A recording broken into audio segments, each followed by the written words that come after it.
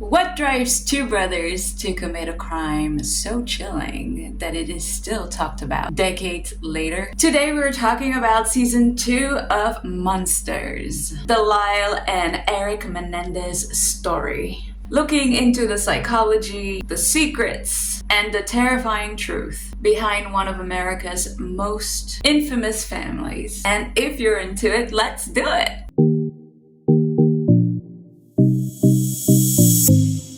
Hi, my name is Yuna and I talk about movies, series, and everything in between. Ryan Murphy, who is the creator of Monsters, had started with a very controversial season. The first season was all about Jeffrey Dahmer. And yeah, a lot of people had a lot of things to say, some good, some bad, mostly bad, but it made for a good season. So good, in fact, that it reached #1 spot on Netflix right on the first week of its release. So somebody liked it. But for this season 2, Murphy has decided to focus on the storyline of Erik and Lyle Menendez. Two brothers who were convicted of killing their parents, Jose and Kitty Menendez. Oh, I remember these guys. Those are the guys that killed their parents and try to make everybody feel bad for them, right? Those guys, the boo, they abused us. So what, you have absolutely no sympathy for them?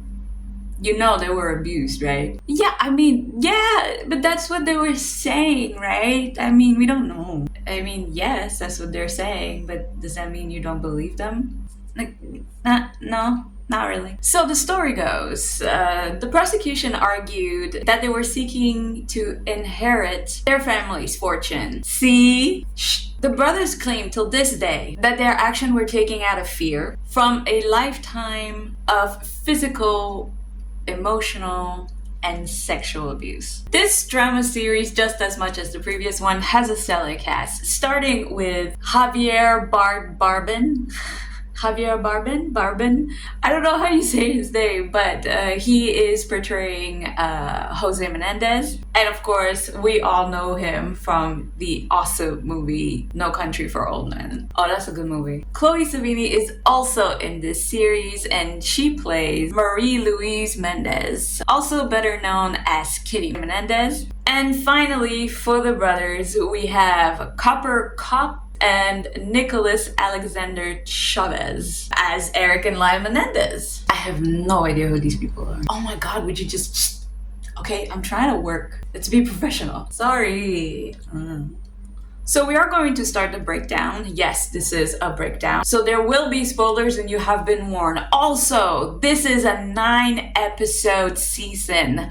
9 episodes of an hour each, sometimes even longer. So I'm gonna try to be doing this in like 30 to 40 minutes, okay? But that means that we're missing a lot of details. So you cannot be mad. You cannot be mad that my... then my videos are long and you want them to be short, but you cannot be mad if I cut down the breakdown, okay? It's one or the other. Also, before I start the breakdown, it's important to note that the main timeline of this season happens right after the murders, right? Like right after the murders, and the timeline remains there. But there's a lot of flashback and flash forwards to different timelines to better understand certain characters, okay? So I will tell you, but for most of the time, it happens right after the murders, okay? So we're locked in, spoilers, gonna try to keep it short, and timeline right after murder. Alright, let's do it. Of course, we start season right, like I said, right after the murders. And we know that both of the boys were taken into custody as custom. Not something, obviously, they were in the house, they were the one that called in about their parents being dead. So, they have to be taken into custody. Which at this point, they were not really big suspect because both of the brothers have blamed this as a mob hit. Yeah, the mafia. I wouldn't do that if I were them. I wouldn't be like, yeah, it's the mafia's fault. Because the mafia, they don't like that. But anyway, yeah, I could see they're not liking that. I could see like them would not like that now. It kind of makes sense, right? We knew that Jose was a businessman and we know that he was ruthless. So it would make sense that maybe he had, something to do with the mafia. But really though, the police bought all that garbage. Come on, amateurs. You're calling the cops amateurs? Alright. So because they blamed it on the mob, obviously they were released. And Erik wasn't feeling good about what was happening because obviously between you and I, we know that they did it, you know, but in this timeline, people are still not knowing. And Erik is filled with guilt. Ooh, I wonder why. And he decides to call his therapist, which is Dr. Jeremy Oziel. And it's like, hey, Doc, can I come and like talk to you for a little bit? And, you know, Doc is like, for sure. Yeah, of course. And he like, yeah, but when nobody's around though, like the very last one, like, I don't want you to be preoccupied with anybody. I need to talk to you. And the doctor's a bit like, but no problem. Obviously, as soon as he gets to the office, he kind of spills the tea, you know, and tells it like, listen, we did something bad. And the doc was like, aha. And he was like, well, you know what? Let me record this. Like, we got to go into the office and do a proper session where I, you know, record you. Which is like, what? No. Wait, are you serious? They let themselves being recorded? Well, I mean, you know, they're so young. They're like in their 20s. They think that like everything is confidential and that the doctor can't say anything. They're stupid. They're stupid. So, of course, when Lyle finds out about this, you know, the bigger brother, he's like, this is a problem. And he goes straight down to the office, you know, the doctor's office. And he's like, whatever he said isn't true. He was lying. He's not feeling well. We're going to get the fuck out of here and you're not going to say shit. That's pretty much the gist. Basically, kind of, just a little bit, threatening the doctor just to make sure that he might not say anything and just to like clap on it and be like, no, it was a lie. It did not happen. And then, of course, both of the brothers walk out. Now, one thing that we do know that was a bit, you know, strange is that while the brothers were at the therapist's office, the doctor called his side chick and was like, hey, can you be here so I have a witness? So now side chick knows. Side chick knows about the tape. Side chick knows that the Menendez brothers were in the office. It's, you know, not the smartest thing. It's another no-no. Again, dumb. Duh. But anyways, we digress. We move on to when we actually see them enjoying their spending spree. At this point, again, they're not being real suspects. Like, the cops are understanding that there are little holes in their stories, but at this point, it's not that big of a deal. They're just like, yeah, kinda, but probably not. You know?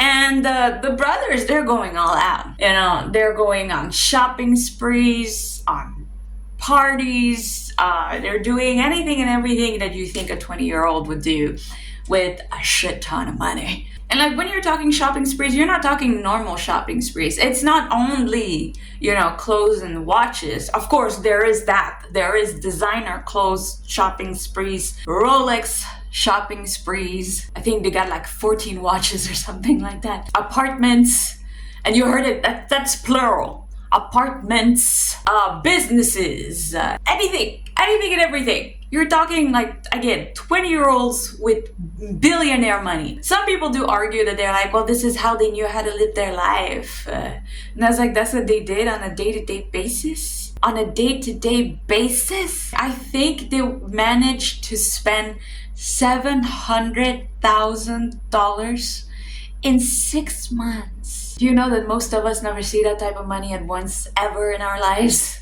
Ever. You guys just spend it like water. Oh my god. See, I told you they were spoiled brat. No consideration for anybody else but themselves. I know.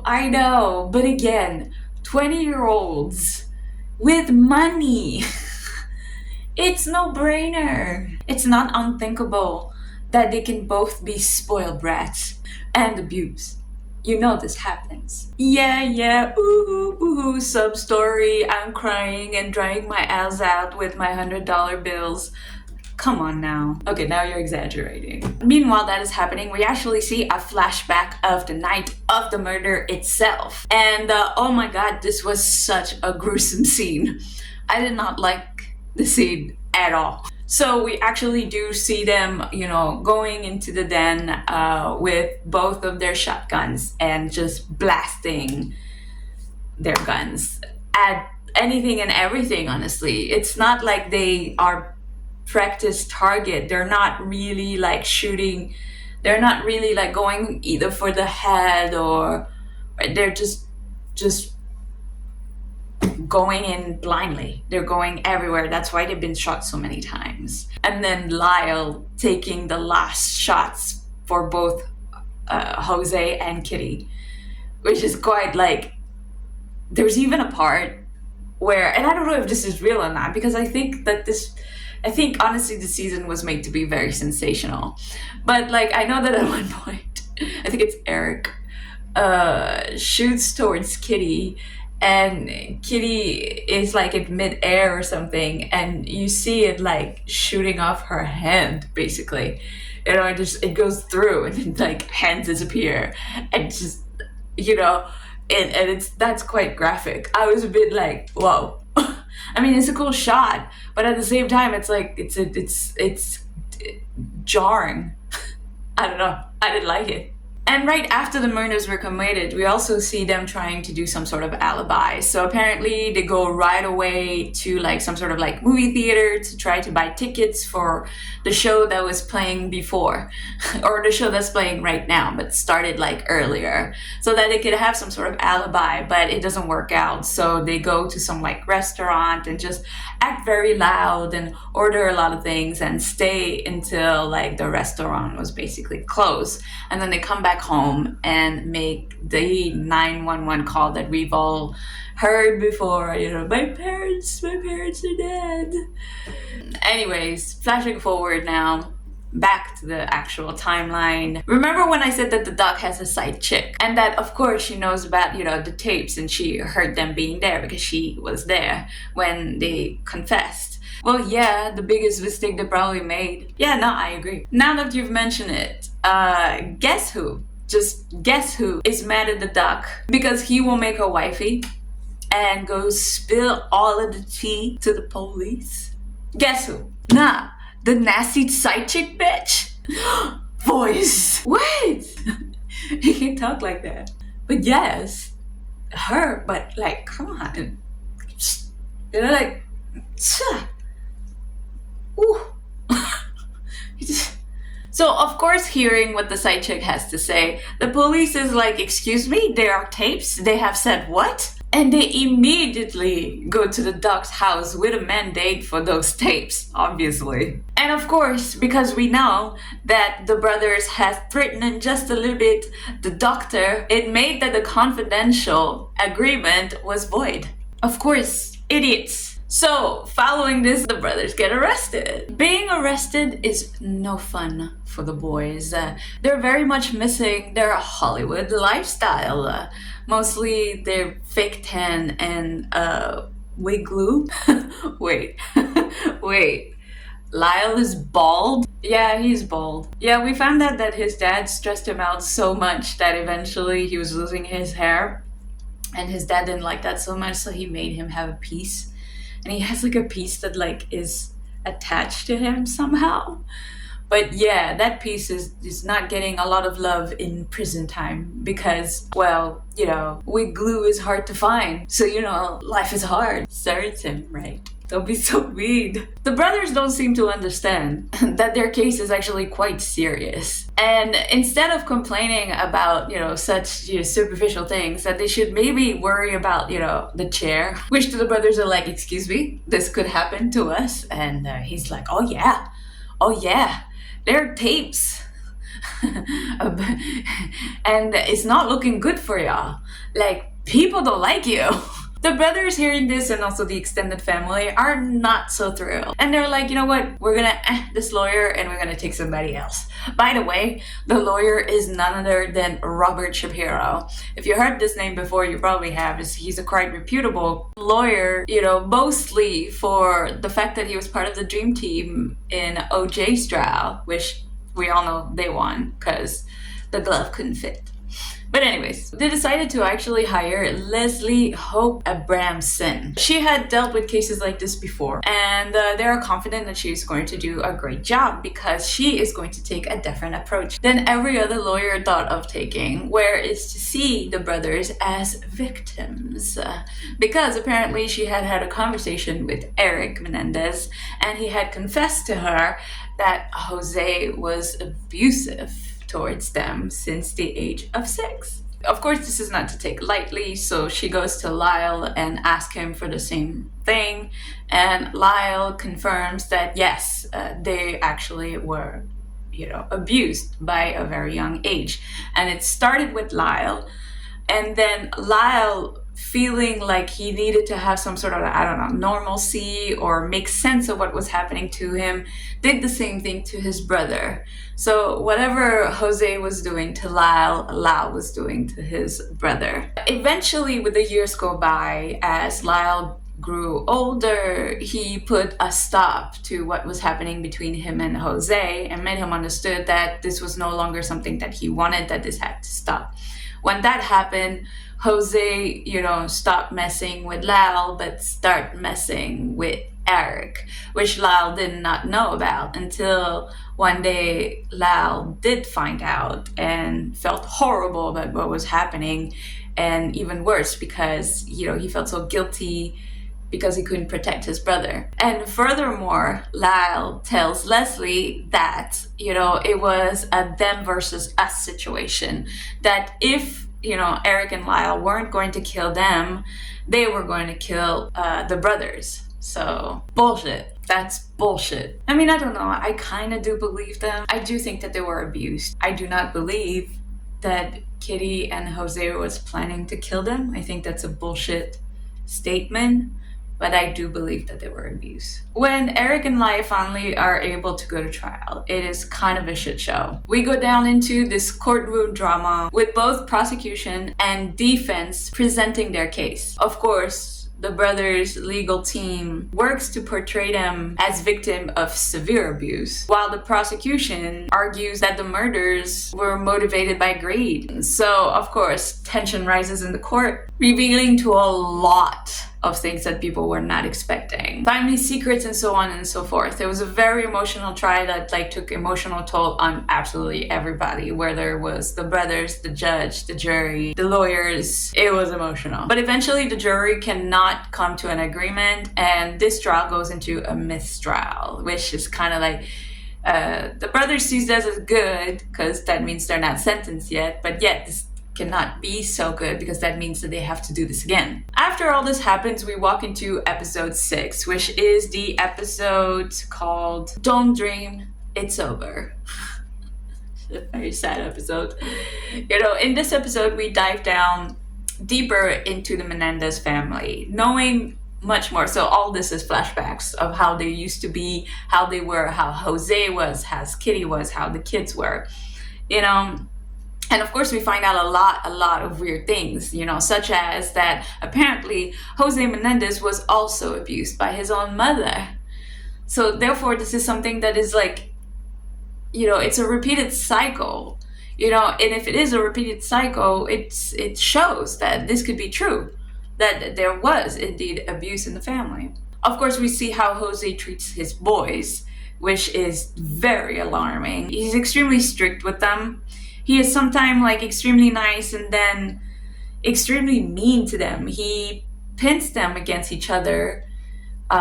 He always praises one over the other and then mocks them publicly all the time. We also get to know a little bit more about Kitty and how Kitty was actually a beauty queen who left everything to be with Jose.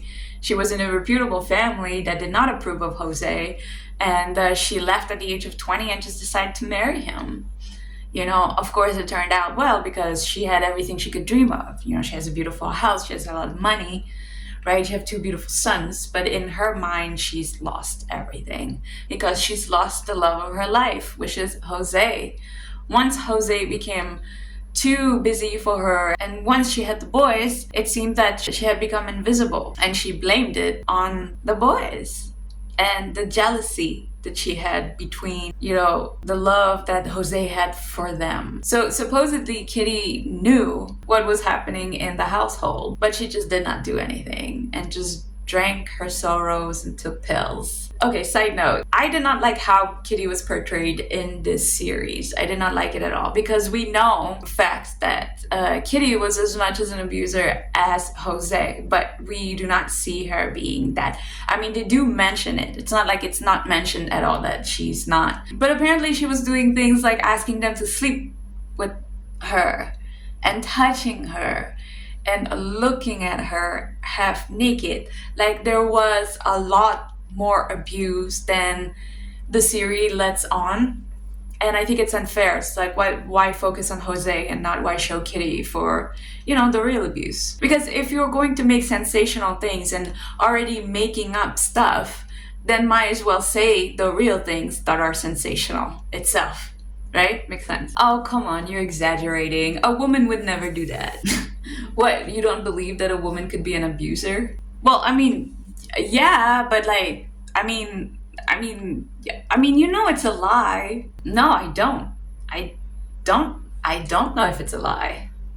And if she indeed did what she did, then it should be portrayed in the series, don't you think? I mean, yeah, I guess. We also have a brief view on Jose Menendez, like, points of view and how he chooses to, I guess, raise the boys. He has like a very winning mentality. Like, you win, you just win.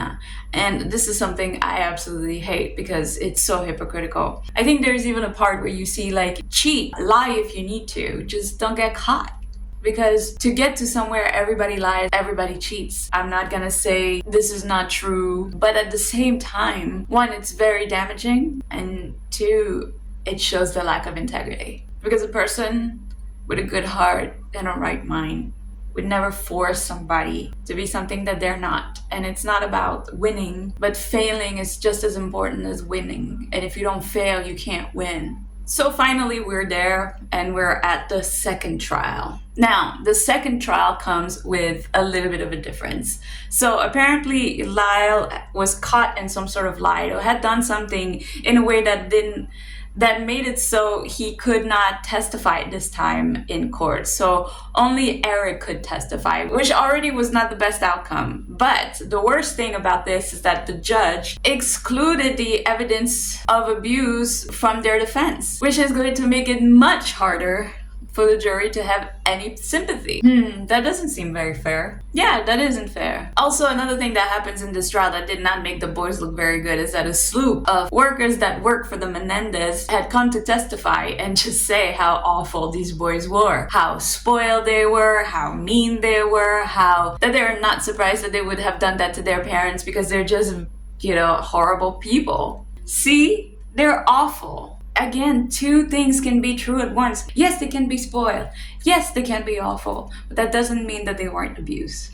Whatever. You'll believe anything. But finally, in July of 1996, both brothers were sentenced to life in prison without possibility of parole, to be served in consecutive sentences for the killing and the charge of conspiracy to commit murder. Yeah. Tough crowd. They deserve it. Case closed. Yeah. When the series ends, we actually see a flashback of the day before the murders, where Kitty and Jose had taken the boys to a boat outing where they're going shark fishing.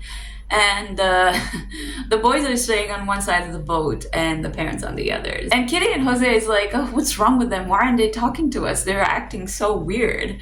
Jose is like, just let them be. They're just being boys. And then we pan towards the brothers. They're basically putting in motion their action. They're like, you're not going to chicken out, are you? And they're like, no, we're going to do this. And that's when the series ends. And we're like, oh, wow. And it's basically to let us wonder, are they true victims or are they just like vicious, cold-blooded killers? Vicious killers. Alright, so let's talk a little bit of the things that are outside of Netflix. So apparently Erik and Lyle had the pleasure to watch the series. And Erik had a lot of things to say. He did not like the series at all. His wife, who is called Tamra, has posted a tweet. Is it still called on Twitter? No, on X. Yeah. Is it still called a tweet if it's on X? To express how much they hated the series. He said that it was awful lies and a horrible narrative, which I believe he is referring to a couple of scenes that were in episode 2. So like I said, in episode 2, that's when they do the big spree and they do big parties and stuff like that. And they kind of show them like, you know, flirting and dancing with each other and doing things that are not so brotherly like, you know, which are insinuating that they had also an incest relationship. Now, this was never put out there anywhere. You know, there was never any records of this. And of course, when Erik and Lyle saw this, Erik did not like it and was like, this is for a wow factor. They're just trying to be sensational. It's not fair. It is not true. It is not based on facts. Of course, we know that Lyle did abuse Erik, but there was never any actual relationship. There was just abuse. And very confused men about their sexuality because of the abuse that they've suffered, which makes sense. And of course, let's not forget, because I know I didn't mention it, but we know Lyle and Erik's cousin had come and confirmed that when they were young, Erik and Lyle were asking questions that was like a bit on the no-no side, you know, where like, is it normal that your father touches you down there and do weird things to you and stuff like that? And the cousin would be like, no, it's not. No. So, you know, that has been in the court. And also recently, there's been a band member that Jose used to manage because he was part of the RCA studio thing. He was managing a band that was quite popular at the time called the Menendez. And one of the members, what's his name? I believe his name is Roy Rossello, you know, has said that Jose had drugged him and abused him.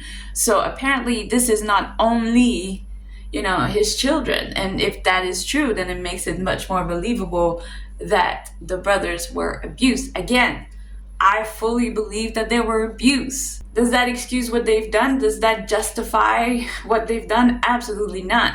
But should it be taken accountable in the trial? I think it should have. This is a question that was just there for me that I thought that could be interesting to discuss a little bit about. If the trials were to happen today, would the outcome be different? It's a big question because, as we know, in the 90s, again, people seem to be a lot harsher, right? You know, abuse was a thing that was quote unquote normal. Beating your kids was not beating your kids. It was just disciplining them, right? I mean, we've all heard stories of our parents saying how grandma and grandpa used to be, you know, and for some of us, this distant past is not so distant, if you know what I'm talking about, because it's still happening in a few places, but now we can do things about it. And if the trial would have happened nowadays, I truly believe that the outcome would be completely different. Since we're much more aware of what abuse could be now, I don't think we would ever allow nowadays for evidence of abuse not being part of a trial and defense. I think that would not happen nowadays. At least I think so. Because again, personally, do not buy the fact that there was like, oh, it's them versus us. If they didn't kill us, if we didn't kill them, they would have killed us. Do not believe that for a second. I think this is like a 20-year-old trying to escape. You know, it's accountability, but I do believe that they were abused. 100% believe that they were abused. I think that they should be punished, yeah, but I think it should be according to the crime and also what happened to them. Blah, blah, blah, me, woke, wokeness, blah, blah, blah. Of course I think they should be punished, but I don't know if I agree with for life with no parole. I mean, we know that they have reformed. They're not violent, they're not aggressive. They've done their life sentences pretty chill. They both got married, you know. They're trying to move on and find a way to live their life well. They're not there like getting mad and trying to get out, no. And that shows that it seems that they're pretty good people, you know, who just wanted to make an end to their abuse. Should they really be behind bars forever and never get to experience life at all? Should they not experience that because somebody hurt them? Well, when you say it like that, see? It's not all black and white. My thoughts on the series personally. Well, with all honesty, I did not like season 2 that much. I actually much prefer season 1. Also, it doesn't help that like a couple of years back, I watched Law and Order Crime, was it? Yeah, Law and Order True Crime, the Menendez murder. Yeah, and I like that one so much better. One, because it had 8 episodes instead of 9, and the episodes were not an hour, they were like 40 minutes, so it's a lot less. It was more to the point. It also made me feel for the characters a lot more. And of course, Leslie Hope. So Leslie Hope, who was the lawyer, who's portrayed in the series, but also in the Law and Order one, who was played by, was it with Eddie Falco, did a tremendous job. I really loved her. I even think she won an Emmy for this, you know. And if you compare the two, like on Rotten Tomato, I know that this series has like a 40 something, and the Law and Order one has like a 60 something. So maybe not that great, but like better. You see, I'm not the only one who says so. So yeah, like I think that one was much better. But I do have to say that in season 2 of Monsters, there was a little subplot with Nathan Lane as Dominic Dunn. So Dominic Dunn was a journalist back in the day. He was like very famous. And his daughter was in the media as an actress, and she actually was murdered. She was strangled by her boyfriend. And this was a very well-known fact. And Dominic Dunn had written a piece, I believe, for Vanity Fair about the Menendez brothers that went viral. And this is featured in this season. And I really like that subplot. I don't know why, like Nathan Lane, I think was a great plus, and it made me want to know more about the actual Dominic Dunn and what happened to their daughter. So I actually stopped the series to just go research about them for a little bit, which I don't know if it's a good thing. It's like that little piece was more interesting than 9 hours of the other, but like but yeah, I would say all in all, just skip the season and go straight to the next. And I say that because I know you'd be like, why would you watch the next season if you didn't like this season? Because, drum rolls, because Ryan Murphy has told us that the 3rd season is going to be about Ed Gein, or Gein. I don't know how you say his name. I never know how to say people's name, okay? Don't be mad at me. Who's that? You don't know him? He's a very famous serial killer. He was the one that Silence of the Lamb based himself onto. Oh, that sounds so dope. But till then, what is it that you thought of the 2nd season of Monsters? Did you like it? Did you not like it? Do you believe that the Menendez brothers are a victim of abuse? Or do you think that they're vicious, bloody killers? Which one is it? Let me know if there's any movies, series, documentaries, or anything like that you would like me to do. I would love to do that for you. And, do you have anything you would like to say? I'm just very skeptical of the whole thing, but I would like to see a fair trial. See? You're coming around. Good. And that is it for me today. Thank you so much for being here. Thank you for watching. I hope to see you guys next week, and have a great day. Bye.